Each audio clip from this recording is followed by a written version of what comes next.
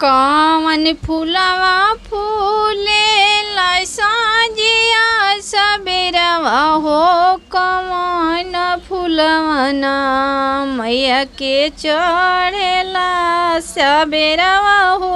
कवन फूलवना फूले ठीक दोपहरिया हो। कवन फूलवना अढ़ौल फूलवा फूले साजिया सबेरवा हो। अढ़ौल फूलवना मैया के भावे ठीक दोपहरिया हो।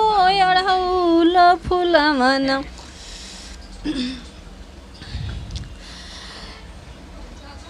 कवन मैया गोर बाड़ी कवन मैया करिया हो।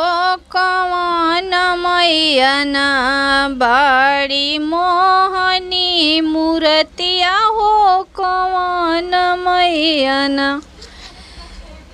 काली मैया करिया बड़ी भवानी मैया गोरी हो।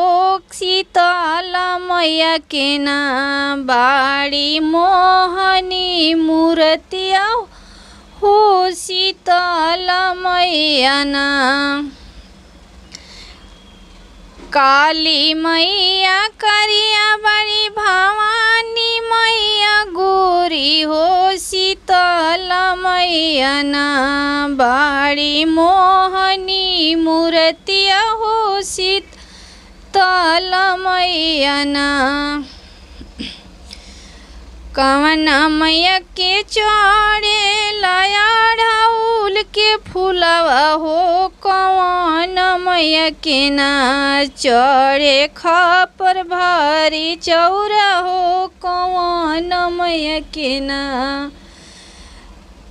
काली मैया के चढ़े खपर भारी चौरा हो। से दुर्गा मैया के ना चढ़े अढ़ौल के फूलवा हो। कि भवानी मैया के ना कवन मैया घूमेली आंगन ही घरवा हो।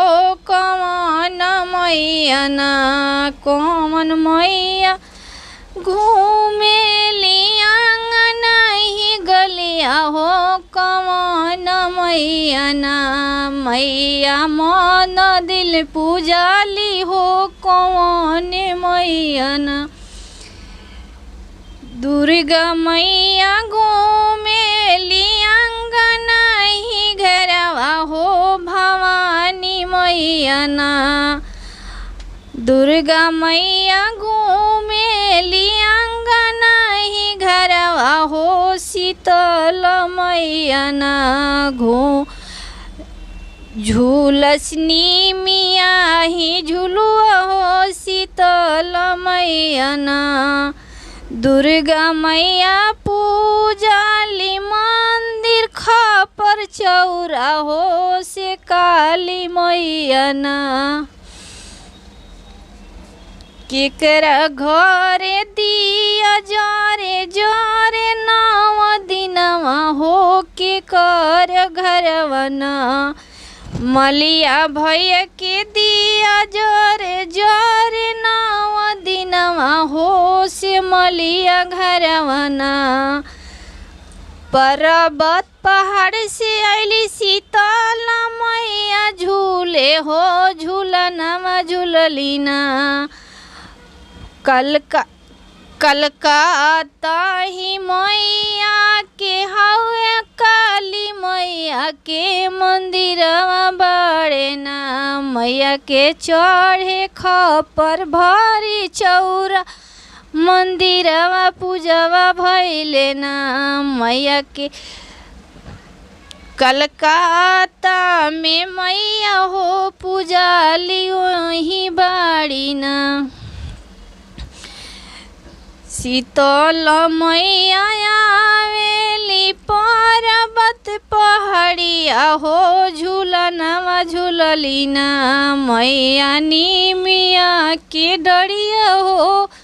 झूलनवा झूललीना नौ दिन मालिया हो हार फूल लैह गजलवा लैह ना वही है पटन देवी दुलारी हो हंगनमा वही है ना अढ़ौल के गजला मलिया ले के ही आई पटन देवी आई है ना झुलुआ लगी गईले अंगनवा हो झूलनवा झूली है ना झुलुआ लगले अंगनवा हो झूलनवा झूली है ना।